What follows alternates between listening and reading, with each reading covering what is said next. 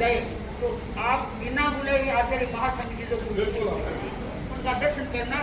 मैं मानती हूँ कि शायद आपका काम मुझे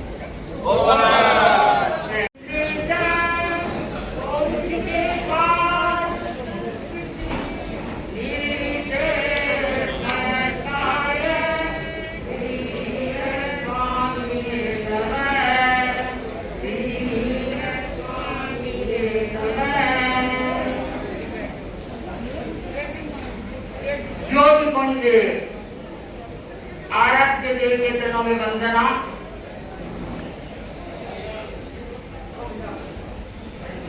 माननीय मुख्यमंत्री जी, प्रबुद्ध साथी, अरुणा सिंह के वास्ते जी साथियों, सम्मानीय मंच भाई और बहनों, पहले आप सब जिनके समाई आगे गुटकी करने का त्याग कर लेंगे, कम से कम सवाई बजे तक खाने पीने का त्याग करेंगे। त्याग में जीवन वो बहुत अच्छा प्रकट होता है, निर्माण होता है। तो ऐसे सबको जागरूक करने का त्याग। आज हम आचार्य श्री महाप्रज्ञ जी जिनकी 15वीं पुण्यतिथि मना रहे हैं, तेजस्वी आचार्य जिनका चंद्रमा से भी ज्यादा शीतलता थी और उज्ज्वलता थी।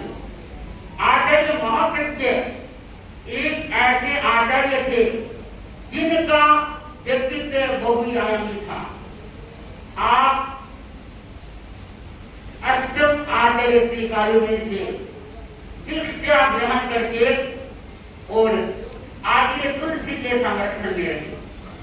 आपने समर्पण, श्रम और अनेक बातें आचार्य श्री तुलसी से सीखी, क्योंकि आपने ऐसी शक्तियां अर्जित की, ऐसी लब्धियां साधना के माध्यम से प्रारंभ की, ऐसी लब्धियां उनको उपलब्ध हो गई। क्योंकि बंधुओं, जो व्यक्ति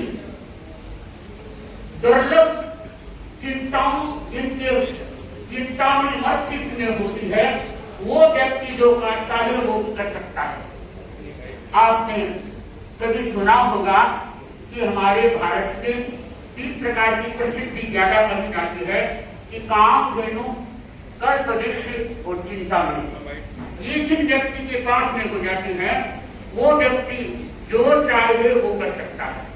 मैं आचार्य महाप्रज्ञ जी के बारे में आपको बता रही हूँ, परंतु बंधुओं, मेरे को प्रसंग याद आ गया कि आज से 50 वर्ष पहले जब हम दिल्ली में आए, भारत की सड़कें प्रधानमंत्री इंदिरा गांधी स्वयं सेवा थी और चारों संप्रदाय के साधु आचार्य थे। उसमें 13 पंथ के आचार्य श्री तुलसी सबसे छोटे आचार्य थे।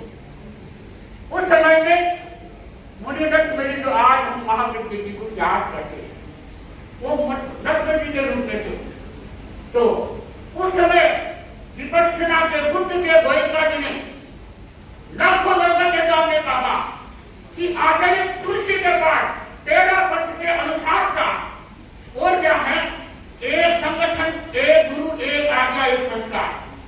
ये क्या है, इनके पास इतनी बड़ी शक्ति है जो कि गोयंका जी के विपश्यना में गोयंका जी ने यह शब्द कहा। जो जैन थे उन्होंने एक बात कही कि गुरुदेव तुलसी, आपके पास ये लक्ष्मण मुनि है, इनकी जो शक्ति है, जो उनके पास में बौद्धिकता है, शैक्षिकता है, वो मैंने क्या बहुत कम लोगों ने देखी है।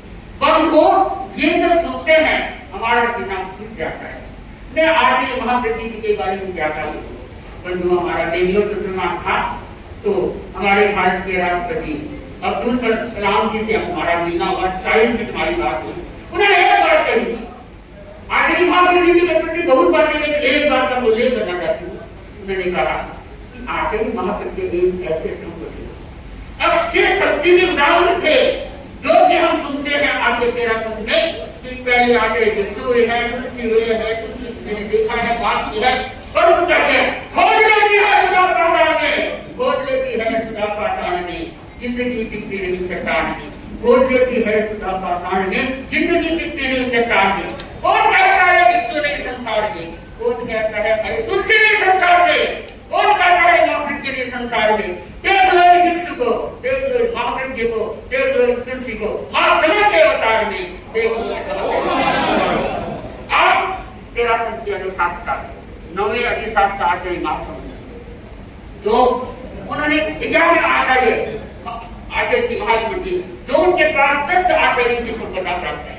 बंधु क्यों कि आपकी जो साधना, आपकी जो आंखों में आचार्य तुलसी की आंखों में जो सन्नी था, दो व्यक्ति विरोधी से विरोधी की वार्ता उनके कर्म में जीत जाता। आचार्य महाप्रभु एक ऐसे आचार्य थे जिनके महाप्रभु जी में आप बहुत देर से आप भजन गाते सुन रहे हैं। आचार्य महाप्रभु जी का जीवन दर्शन में था, ज्ञान पाठ मंत्री करने आपको बात बताऊं कि आचार्य महाप्रभु जी की माँ की जो आपने नाम सुना है, माँ बालू जी, क्योंकि माँ को याद है कि माँ ने ऐसे पुत्र को जन्म दिया। मेरे को याद है जब माँ बालू जी है वो विन्यास में अंतिम समय में विराजमान, तो आप अंतिम समय में ध्यान देंगे। आजकल जी बहुत जानकार थे, उन्होंने ये बात सुनी कि मणि होती है वो कच्चा दूध, कटोरे में कच्चा दूध होता है तो उसमें समाहित हो जाती है, और जिसके पास मणि होती है। बंधुओं, आज मेरे सामने मुख्यमंत्री जी विराजमान है, तो हो सकता है उनके पास भी कोई दुर्लभ मणि होगी जो अपने कार्य को सिद्ध करना चाहते हैं, हस्तगत करना चाहते हैं। तो मणि जिनके पास होती है वो या मणि करके समर्थ कर लेता है तो उनका कार्य सिद्ध हो जाता है। तो क्या है कि वो माँ बालू जी ने इस प्रकार से कहा, कुछ दिनों के बाद में उनका देहावास हो गया, स्वर्ग से था। परंतु योग की बात देखी कि आजकल जी तो उस समय में बड़ा ज्वर था, बुखार था, संधिपात की बुखार थी, उनको कुछ पता नहीं चला। उनका माँ बालू जी का स्वर्गवास भी हो गया, और जब शमशान घाट में ले गए तो वो मणि है और कोई दूध का कटोरा लेने वाला तो पता नहीं था, इधर तो वो साइड में जगह दे रखे हैं ना। बाद में जब आज जी को परिवार वालों ने बताया कि आज माँ बालू जी का स्वर्गवास हो गया और क्या है आप वंचित रह गए, माँ बालू जी का स्वर्गवास हो गया। अरे मैं तो क्या है दुर्लभ जो वस्तु थी वो मेरे से अलग नहीं थी। कैसे कि माँ बाबू जी ने मेरे को अलग से सेवा करके बताया था कि मेरे मणि है, वो मणि को क्या करना आप उपयोग में ले लेना, परंतु मेरे किस्मत में नहीं है। बंधु आप समझ गए थे, वो भी मणि घर के पुत्र जो दुर्लभ मणियों के भंडार से आचार्य महाप्रभु जी एक नहीं अनेक उदाहरण सुन रहे थे। बंधुओं, आपका जीवन बड़ा सरस और विविधता थी, गुरु के प्रति वो कितने विविध थे आप सब जानते हैं। क्योंकि आज जब भी थोड़ा सा किसी के पास ज्ञान हो जाता है, बौद्धिकता आ जाती है, तो वो विनम्रता को भूल जाता है। परंतु आप हमेशा हर क्षण क्या है विनम्र रहे, यही तो महानता का होता है। कहते हैं सूर्यमुखी दिन में चलता है रात को नहीं, सूर्यमुखी दिन में चलता है रात को नहीं, और चंद्रमुखी रात को चलता है प्रतिदिन नहीं, परंतु अंतर्मुखी हमेशा चलता रहता है, क्योंकि उसकी करामात किसी के हाथ नहीं, क्योंकि अंतर्मुखी हमेशा चलता रहता है, उसकी करामात किसी के हाथ नहीं। तो बंधुओं, क्योंकि आचार्य महाप्रभु जी अंतर्मुखी थे, उनकी करामात किसी कोई ले ही नहीं सकता। तो मैं आचार्य महाप्रभु जी को यही बार बार वंदना करना चाहती हूँ। और ये क्योंकि आपके कितने कितने लोगों के अवदान थे, कितने कितने लोगों ने आपके प्रति बातें कही, क्योंकि मेरे को याद आता है कि आचार्य तुलसी जब विराजमान थे तो हमारे धर्म संघ थे मुनि श्री चंपालाल जी मिठे महाराज कहते थे, तो उन्होंने आके तुलसी को पहले ही बता दिया कि गुरुदेव आज मेरे को स्वप्न आया है कि आप लक्ष्मण जी से महाप्रभु के कंधे और आप उनको आचार्य तुलसी चुनेंगे। तो बंधुओं एक नहीं, पता नहीं आचार्य महाप्रभु जी के प्रति कितने कितने लोगों की सही आस्था थी, कितनी शक्तियों का भंडार उन्हें मिला है। कहते हैं कि आचार्य महाप्रभु जी कोई भी व्यक्ति समस्या नहीं किया था, तो चाहे वो थोड़ा ही होते सोए होते तो भी सोए जिनको समस्या का समाधान वो नहीं सकता है। जो महान ऊर्जावान होता है, जो महान शक्तिशाली होता है, वो ही इस प्रकार की क्या कर सकता है, खोज कर सकता है। आचार्य महाप्रभु ऐसे श्रद्धाशील व्यक्ति थे। ठीक कहा है कि जब पुष्प होता है वो रस विहीन होता है तो वो काम का नहीं होता है। पुष्प होता है अगर उसमें सुगंध नहीं होती है तो उतनी इनकी कोई प्रशंसा नहीं होती। ऐसे ही भक्त होता है तो भक्त भी अगर भगवान में भक्ति रखता है तो वो क्या करता है, श्रद्धा रखता है, वो महान बन जाता है। तो बंधुओं ये कहना है कि आचार्य महाप्रज्ञ जी जिन्होंने संपूर्ण सत्य की खोज करने के लिए योग की साधना की, परीक्षा ज्ञान, जीवन विज्ञान और अनुभव के माध्यम से लोगों को परीक्षा यानी अपने आप को देखना, अपने आप का अवलोकन करना, ये आचार्य महाप्रज्ञ जी ने बहुत समझाया। आज वो पहले ही जानते थे कि व्यक्ति है वो तनाव से गिरा रहेगा, समय बड़ा विकट का आ रहा है। वो तो पहले ही जानते थे, पहले उनके पास ज्ञान था कि आगे समय हो रहा था, विकट आएगा कि जब दिन करके अपना प्राणों को चलेंगे। तो बंधुओं उन्होंने परीक्षा ध्यान का उपयोग किया। आज उन्होंने बताया उस मार्ग पर कोई व्यक्ति चलता है तो अपने जीवन को सुलझा दे सकता है, सत्य का वो प्राप्त नहीं कर सकता है, वो अपने जीवन को उज्जवल बना सकता है। तो मैं अधिक तो नहीं होंगे पर बंधुओं महाप्रज्ञ जी के प्रति जितना कहूँ उतना ही कम है, क्योंकि जब ये सुनते हैं तो मन हमारा गौरवमय हो जाता है, सीना फूल जाता है कि हम तेरा प्रति हमारे गुरु थे।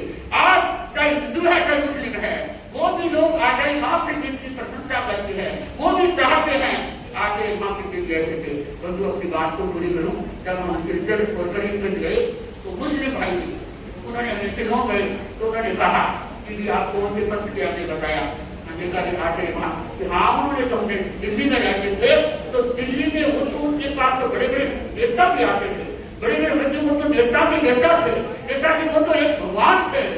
उस भगवान की जो पूजा करता है वो महानता की स्थिति को प्राप्त करता है। दुनिया में नष्ट होते हैं तस्वीर बदलती रहती है, दुनिया में दोस्त होती है तस्वीर बदलती रहती है, शीशा तो बोल रहता है, तस्वीर बदलती रहती है, शीशा तो बोल रहता है, तस्वीर बदलती है। अगर किसी को तस्वीर को बदलना है तो क्या है, आप अध्याय बने, जैसे मुख्य जीवन जिए, जीवन को प्रदीप कराने के लिए महानता की चीज को प्राप्त करें। आज आचार्य महाप्रज्ञ जहाँ भी आत्मा विराजमान है, क्योंकि वो सहदे हमारे सामने नहीं है, पर जहाँ भी आपकी आत्मा लगता है कि आप उनके सामने विराजमान है, तो हम यही मंगल कामना करते हैं कि हम सत्य रहे, समाज में ऐसे लोगों को आपके बताइए मार्ग को बताते रहें, क्योंकि आप मानवीय गुण थे। आप हर दिन क्या है, जब आचार्य तुलसी से आप आचार्य पद को प्राप्त किया, आचार्य तुलसी से एक शिक्षा ली कि गुरुदेव मेरे को ऐसा आशीर्वाद दे कि मैं हर मानव की सेवा और मानव का जीवन है उज्जवल बने, पवित्र बने, ऐसा कार्य कर सकूं।